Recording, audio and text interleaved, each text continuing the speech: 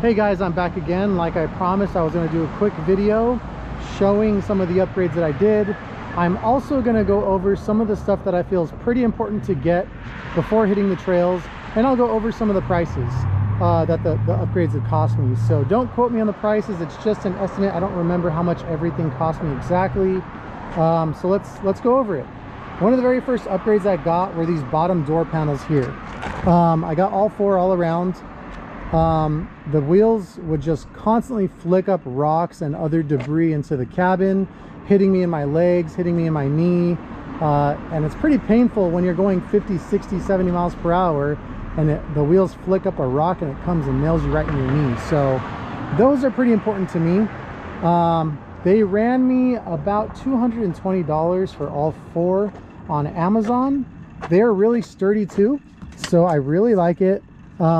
It comes with a bottom bar, so it's not just the little flimsy plastic. The bar reinforces it, makes it pretty sturdy. So pretty happy with those.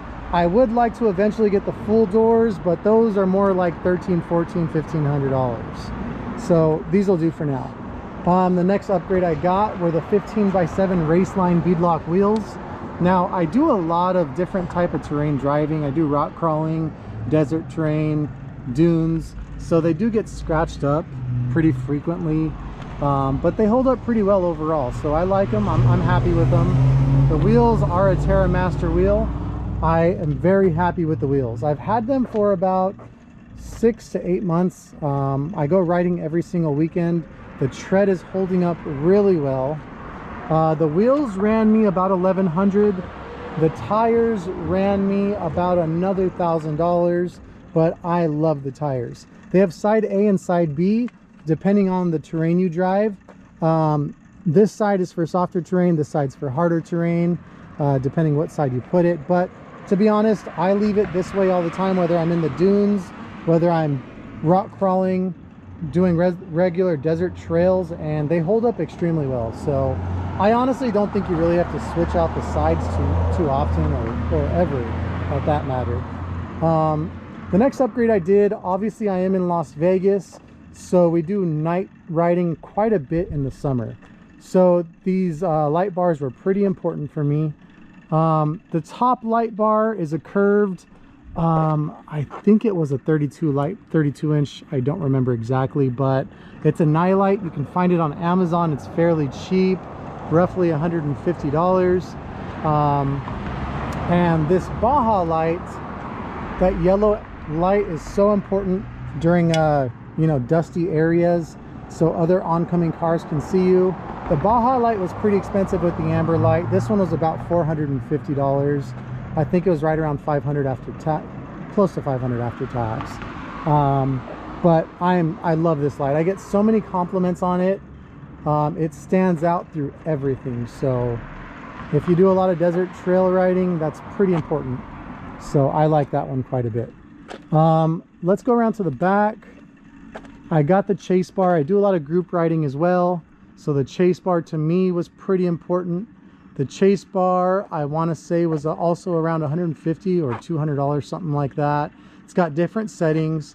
You can choose different colors. You can choose the green in the middle. You can choose, instead of mine is flashing that amber color, you can get the blue flashing lights. So it's pretty important in trail riding. Also for the night riding, obviously I've got the whip lights. These are the 6 feet whip lights. They have multiple functions to it. It Bluetooths to my phone, and you can change the settings at any point in time. So I definitely like those. Another one that I got were these rock blockers. So I don't think this is too important right off the bat. I got it because before I had it, look at what it did to my arms. So it really started chipping away at the paint. This is going to block some of the rocks to avoid that issue there. So if you want to avoid that, get these rock blockers. Let's go inside. So stepping inside, I got this navigation here. So I'm just using an iPad on the Gaia system. I had to get this aftermarket holder here.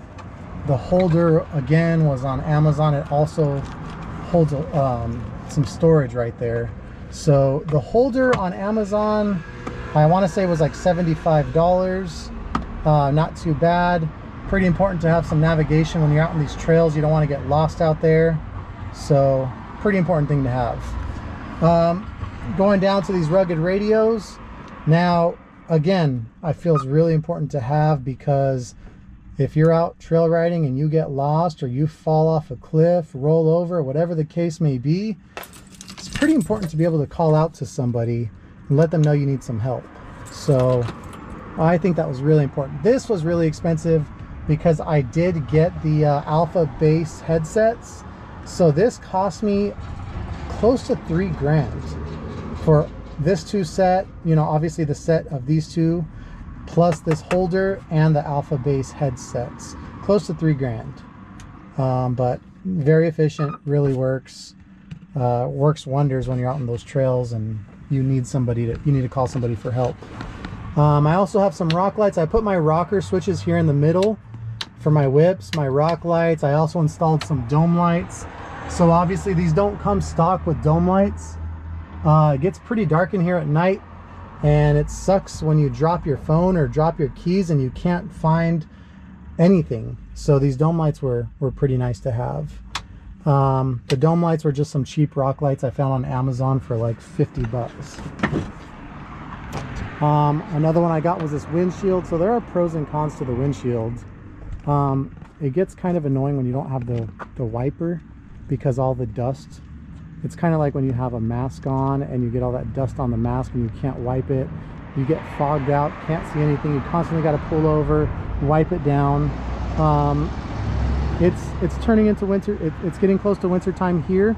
So that's why I put the windshield on, just to block some of the cold weather. I think it's going to help pretty nicely with the cold weather. That's the reason I put that on. And then lastly, I have the roof. Again, for summer days, this roof is really going to do wonders in Las Vegas when it's 100 plus degrees outside. Prevent that sun from just beaming down on your head. Oh, a few more things. I got these little side bag holders. It's really convenient, so when you're riding, stuff doesn't keep falling out of your pocket, falling down onto the floor. So these Kamimoto bag holders, honestly I don't remember how much these were. I want to say it was $100 for two. I have the back ones and the front ones, so $200 total. I also have this center OEM CanAm holder. That one I think was like $175. And then I have this top storage Kamimoto. Again, I think this one was $100. So it's nice to have these, just so you don't have stuff constantly falling out of your pocket.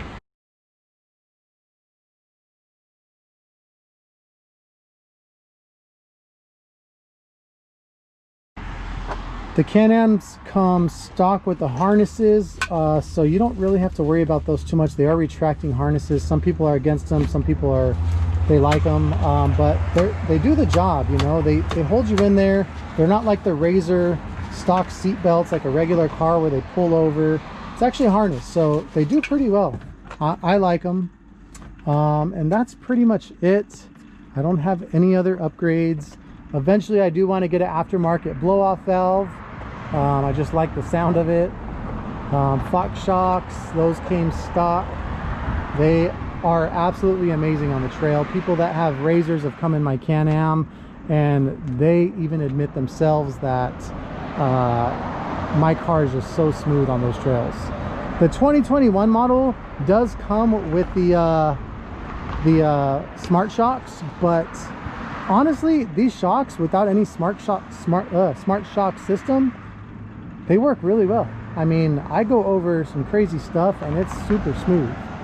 So I don't really feel the need for any shock therapy or anything like that. I'm really happy with it. So if you're looking to get a CanAm X3, this is what you're looking to get. Oh, one more thing I forgot to tell you. I originally had the, they call it CanAm Red, but it looks orange to me. I originally had the CanAm Red and obviously silver and black, gold color mixture. But I took off all of that CanAm Red or orange, whatever they want to call it. So I had a orange logo here, another one here, you can actually kind of see, if you look under there, it's orange. So that's the color it used to be. I got all that orange wrapped because this was all orange, this was all orange, the RR was orange, this X was orange, so I wrapped it in gold, did some of the black wrap, took out all that orange. So it's pretty much all I did. All right guys, so I forgot to mention another important thing to get. While I was filming this video, obviously I left my light bars on and my chase bar on, and it drained my battery and my car wouldn't start. So luckily I carry a little jumper cable box here, and it's a tight space, but I was able to jump start my car. So that's one I forgot to mention. I got that on eBay. I want to say, I'm sorry, Amazon, I want to say for about 150 bucks.